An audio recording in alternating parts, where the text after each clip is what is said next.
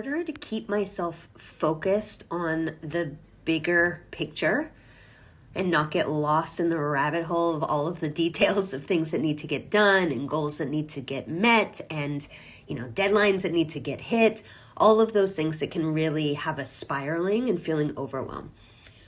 What I do to support myself in not going into that overwhelming spiral is I read things that give me perspective.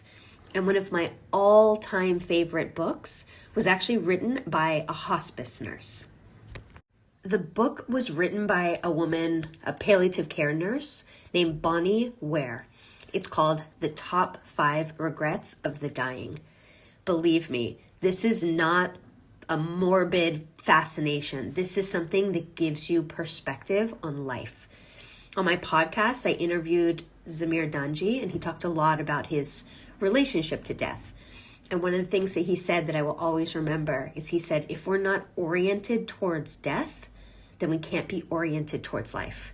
Number one regret is I wish that I would have lived a life that was true to me, not lived a life that other people expected of me. And is I wish that I would not have worked so hard.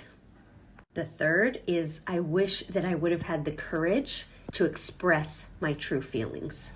Fifth is I wish that I would have stayed in touch with my friends. Finally, number 5, I wish I would have let myself be happier.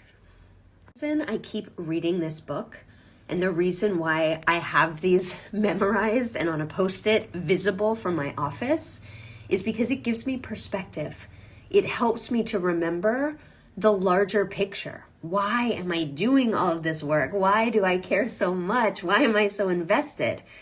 Ultimately, at the end of the day, it's about living a life that we love, where we get to experience joy and connection and novelty. That feeling of being in the grind of constantly doing, and sacrificing our human beingness in that process is making us sick, and it's not helping us ultimately get to our goals anyway. Tell your people that you love them. Reconnect with people that you've lost touch with, but that you wish that you were still connected to. And remember to have perspective. Do not delay joy. Do not deny yourself from the ability to be happy based on where you're at. I hope that's helpful.